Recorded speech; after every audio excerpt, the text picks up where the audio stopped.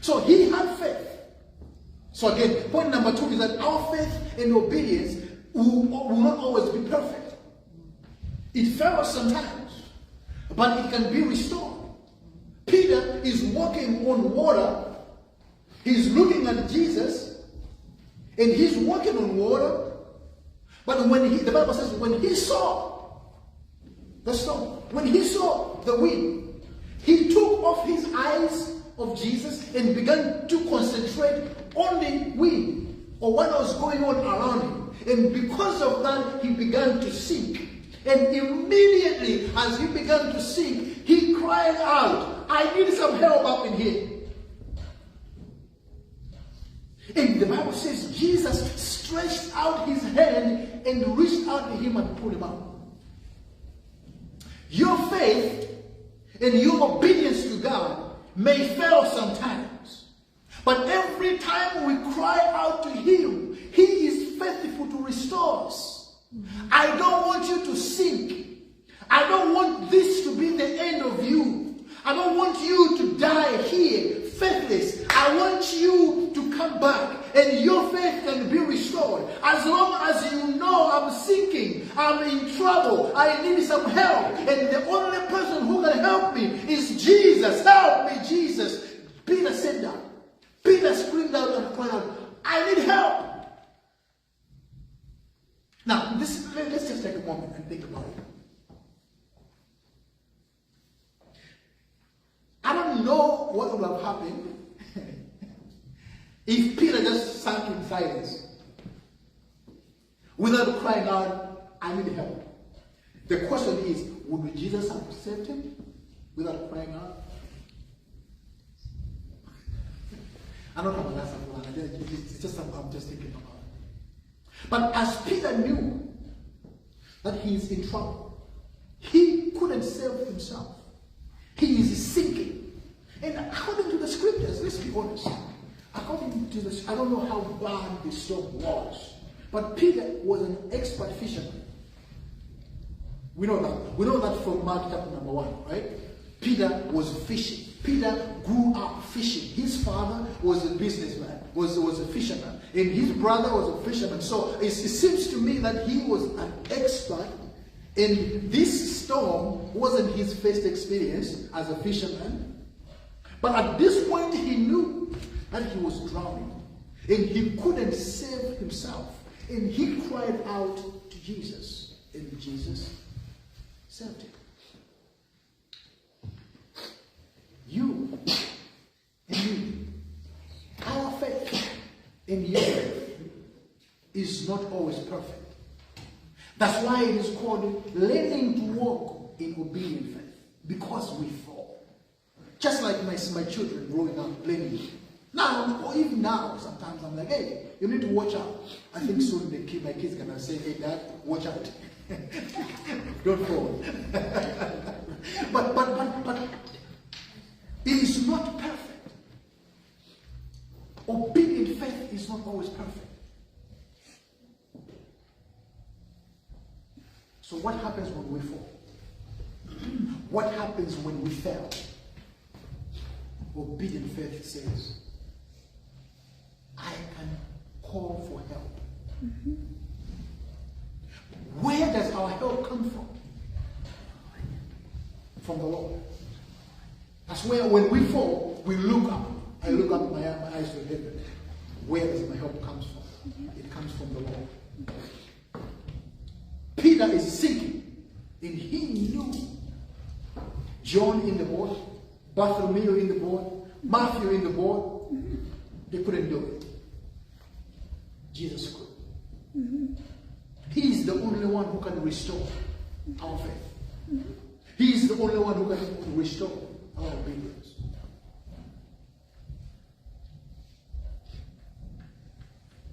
Listen to this. Obedient faith is not the absence of failure or mistakes. It is the consistency.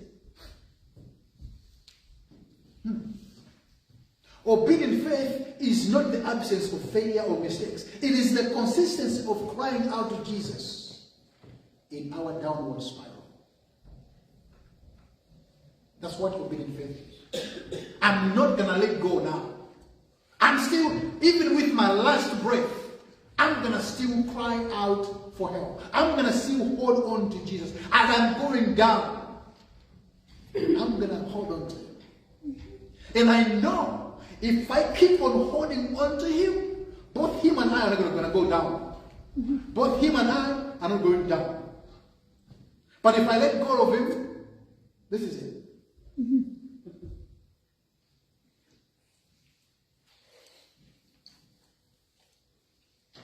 Don't let comfort or fear of failure stop you from stepping out in faith. I'm going to fail. I'm going to make mistakes. But I'm not going to let fear of me failing stop me from stepping out in faith and trust God. How many times have you and I sat back because, hey, I'm used to this. I've done this for 40 years. So this is comfortable for me. When God is asking us to step out and say, try something, try me, and see if I'm not going to take you through this in two. But no, God, I've never failed before in my life. So if I do something that I'm not familiar with, I may fail and people may laugh at me and this is not going to look good. God said, no. I did not create you to sit here in comfort and avoid taking the step of faith and obedience, because when you sit here, this is all you're going to know. But when you begin to step out, you're going to stretch out your muscles. And you're going to begin to trust me more. You're going to begin to trust me more. And then you're going to begin to see, oh man, there are so many possibilities out here. This is what I was taught when I was growing up in faith. You need to trust God and let God do what he can do. Like, okay. So this is true. I got saved when I was 11 years old. And somebody just came along and began to teach me the word in tithing. I started learning to tithing when I was 11 years old. And again, I grew up in the village. I had to go and do some piecework, weeding in somebody's garden, and then they give me a little money, and I was taught 1 out of every 10 is God. Okay? And that's what I was taught. Trust God and see if he's not going to do it, he's not going to bless you. I'm like, okay. And I started doing that. And I've seen a lot of God's faithfulness in that because I trusted God. Some of you know the story that how I got here from Africa. My parents could not afford the money that I used to buy the ticket. Is like 5 years of work for my family. So there was no way they could do that. The church that I was part of, they couldn't even make that in a year. So I don't know where the money came from. 20 years later, I don't even know where the money for my plane ticket came from. I trusted God with the small things. I learned to trust God in the small things. And then I'm saying, okay, if you can do that, then okay. It is the same in every step of our faith. Trusting God in the small ways. God, I'm going to trust you with this. God, I'm going to trust you with this. And when God does it, like, oh God, I'm going to trust you with this. I'm going to trust you with this little one. I'm going to trust. I know it scares me to pray for people. So I'm not going to go to Mass General and start laying hands on people. But when somebody has a headache, I'm going to start with that and say, Lord, you know. And when God does that, it encourages your faith. And say, okay, I'm going to do something. I'm going to do something. And God that's how, but if we cannot start with a small step, we cannot realize how God can use us. And this is my prayer to us as a church, that may God reactivate faith in us. That can actually, the faith in us that dispels all comfort in us. To say, no, I've done this for the rest of my life, so I'm very comfortable and familiar with this. May God push us into unfamiliar territories. Just like Peter did.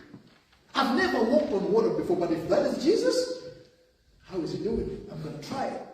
The rest of the disciples sat in the boat. They don't, right now as we look back in the scriptures, they don't have an experience of what walking on water looks like. And even how to fail walking on water sounds like. They don't know that. But Peter had the experience because he moved out of the comfort, the security, the safety of the boat. Say, God, Jesus, if it is you, I'm going to come to you. Something is really important here. Don't let comfort or fear of failure stop you from stepping out in faith. So the question is, what is it that God, what is it that God is asking you to do, and you are questioning if this is really God, because this is out of my comfort? How many of you, even me, have stopped following God's plan because I'm not comfortable? That's what we do. I am not comfortable, therefore, no. Let us learn to walk in faith and step out.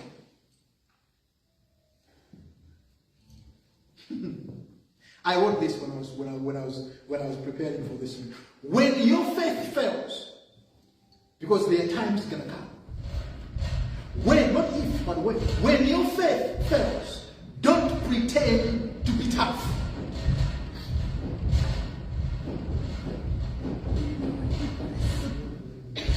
Cry out for help.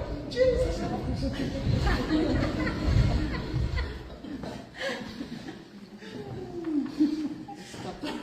Lord, bless us with our own place. Jesus. When your faith fails, don't pretend to be tough. Cry out to God.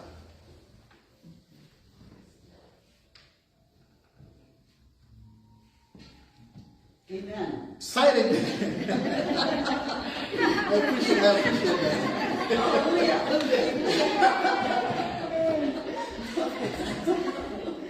I need it. That's time. Silently seeking person is faithless. Silently seeking person is faithless. He who dies screaming for help, he is faithful.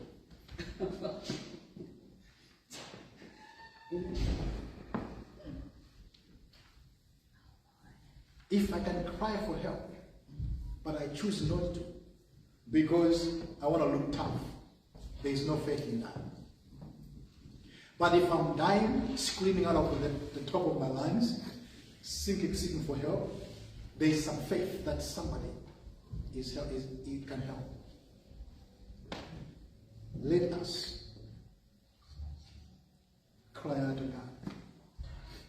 Because our faith is not perfect.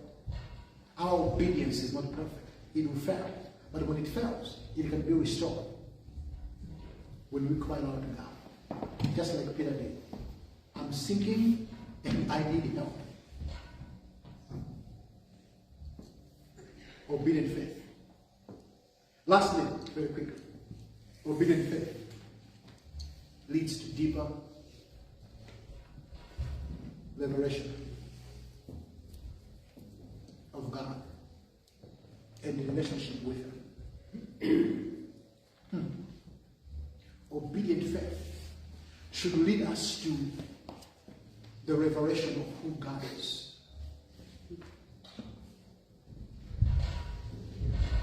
Faith, an obedient faith, has to reveal the majesty, the power of God in our relationship with Him. Why am I saying this? In verse number 32, listen to this. In verse number 32, and when they got into the boat, Jesus and Peter, after his rescue, because when it seems like to me, when all these things are happening, The rest of the disciples who are sitting in the boat, they are watching from a distance. They are watching all this scene happening. So Jesus rescued sinking Peter and said, okay, let's go back to the boat. So all of them got into the boat. And this is verse number 32. And when they got into the boat, the wind ceased. Then those who were in the boat came to worship him. And they said, truly, you are the Son of God. So, obedient faith did not end up in, I'm just going to do it. The obedient faith ended up revealing the true nature and identity of Christ to these people who are stuck in the middle of the sea. Who thought he is a ghost not too long ago. They called him a ghost not too long ago. And now, this whole experience has revealed who he was. First of all, they walked to him and started worshiping him. And then they said, with their mouth, they said, truly, you are the Son of God.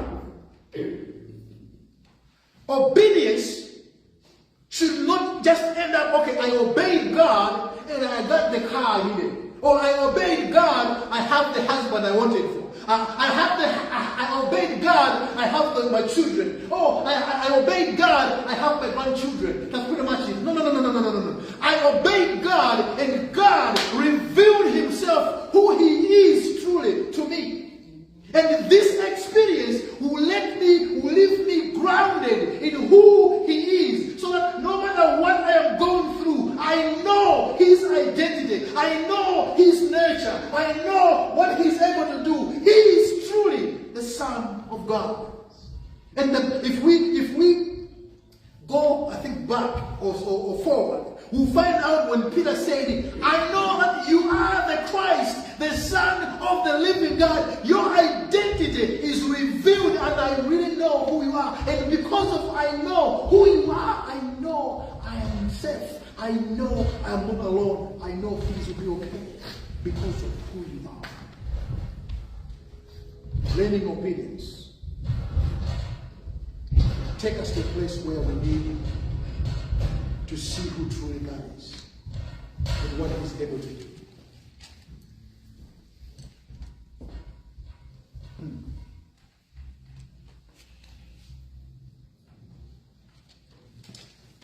At the beginning of this text, Jesus is a trusted rabbi. Peter and his friends left their businesses when Jesus said, follow me because I want to make you become.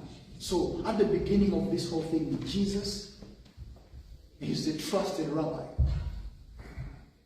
At the middle of the sea, in the middle of the storm, the trusted rabbi became a ghost. Because of what is going on around. At the end of the storm, he is the Son of God. Man, that's a transformation. Trusted rabbi, a ghost in the storm, and now at the end of this, he is the Son of God.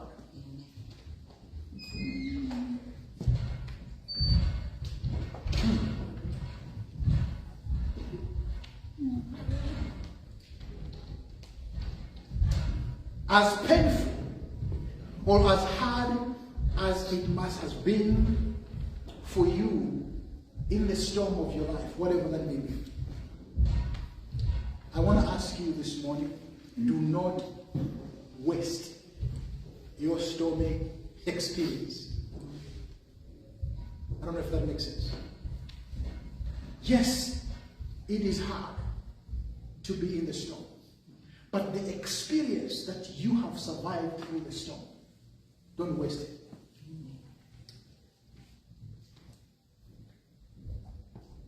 Use it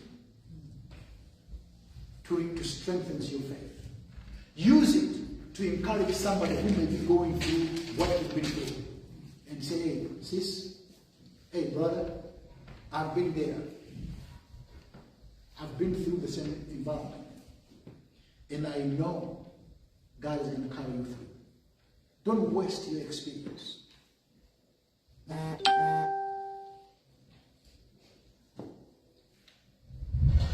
As disorienting as the storm can be, let us learn what is revealing, what the storm is revealing to us, or about us, or about God. That is getting very annoying. But we're going to get through this. Can you say that over again, that last sentence, please? As disorienting as the storm may be, Okay. let us learn what it is revealing about us. What does the storm reveal about us? Or also, what does the storm reveal about the nature of Christ? Yes. Because I know in the storm, He is not going to let me down. That's what I'm learning about God in the storm. But also maybe in the storm, as disorienting as it may be, it is revealing that with God, I'm stronger than I think. Because some of the things that you've been through, if it wasn't God on your side, you didn't make it. So the storm, as disorienting as it is revealing that you are stronger than you thought. But also God is faithful in the middle of the storm. Lastly, allow your storm to push you towards worship. Allow the storm to push you towards worship, but also towards your relationship with God.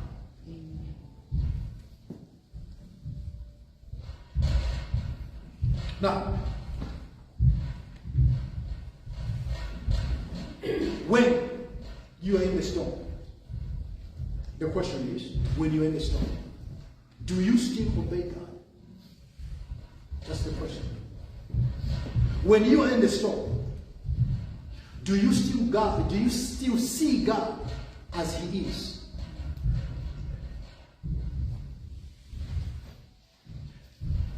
Do you obey God in the storm? Do you see God the way He is? But also, in the middle of the storm, do you trust Him enough to call on Him? Do I trust God enough in the storm that I can call on Him?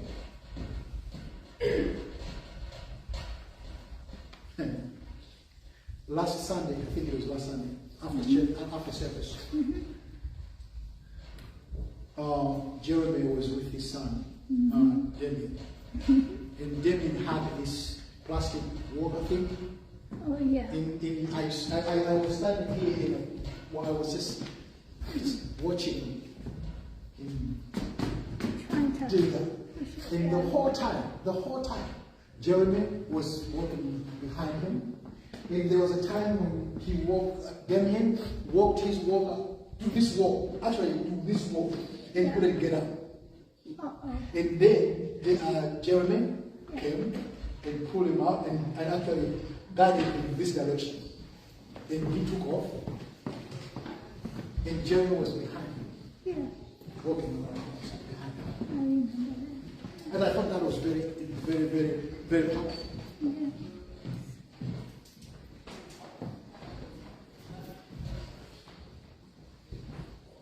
In our step of faith, we are not alone.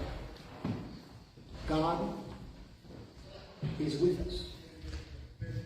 When we hit the wall, He knows. He comes. That was the wrong direction. This is the right direction. And as we walk, we are not alone. He walks alongside us. And when we make a mistake, He comes along and says, "No, this is the way." and he follows us along. Just like Jeremy was doing with his son last Sunday.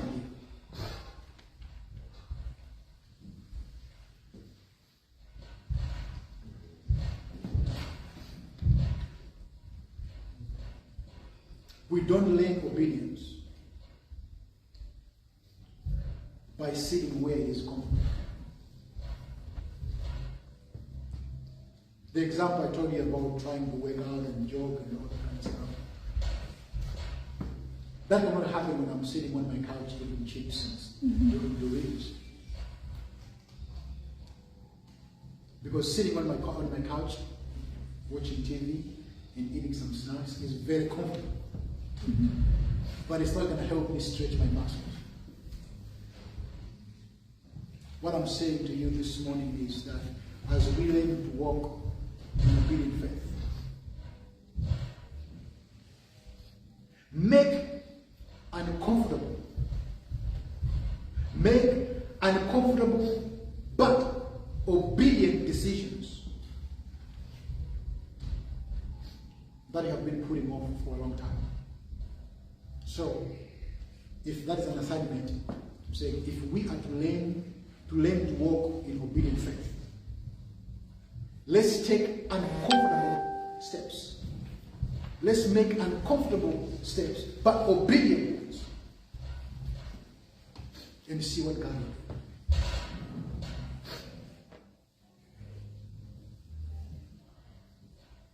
I know we are Pentecostals and we believe in, at least we believe in the power of tithing, which is God, out of my salary, out of my income, I'm going to take 10% and I'm going to give it, I'm going to put it aside. And I'm going to trust you, although my budget is very tight, I'm going to take that and I'm going to give it to you and I'm going to trust you. It's going to be uncomfortable this month. It's going to be very tight. But I'm going to trust. That is an uncomfortable step, but it's an obedient one. I'm going to do that.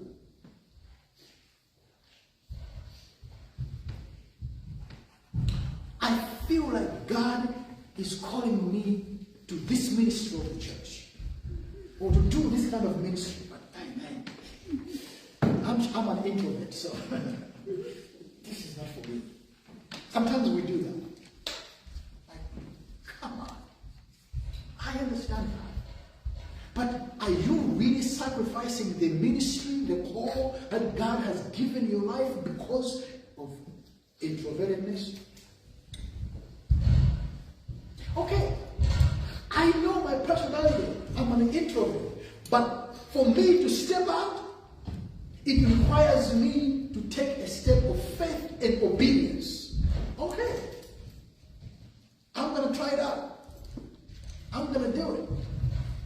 I will mess up. Yeah. So what? I'm going to learn as I go through it.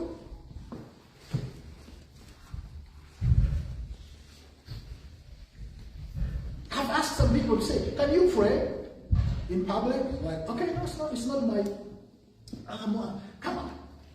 It's talking. Let's do that. And if you're not praying to me, even if you mess it up, you're not praying to me, you're talking to God on our behalf. So that's fine. Sometimes we are afraid to fail. Then we don't do anything. Oh, I don't. No. Let's step out of faith and trust God.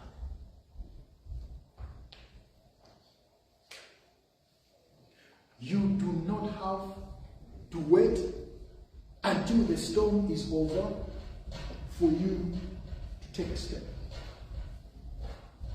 Just listen to the voice of God in the storm.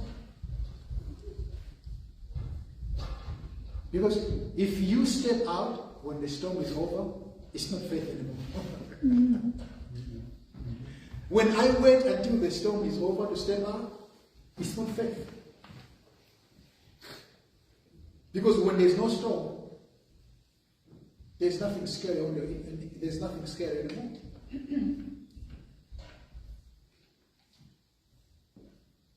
What I'm trying to say this morning is we are called to learn to walk in obedient faith. But our faith will be challenged. Yes, we will fail. But we have to learn to know that God is always faithful. We are not going to be alone. I don't know where you're at today, or what steps of faith in your personal life, in your family life, in this ministry, in the greater aspect of your life, whatever that is. I want to challenge you to begin to take small steps of faith. Because when you start taking small steps of faith, your faith will grow. If you take a step of faith today, next week it's not going to be the same. God is going to challenge you for something new. And then you're going to begin, this church will benefit. This church will benefit for the steps of faith that you are learning to take. Your family will benefit for the steps of faith that you are learning to take. Your community will benefit for the steps of faith that you are taking. Global missions will benefit when you take the step of faith and trust God. So I don't know what it is that God is challenging you this morning.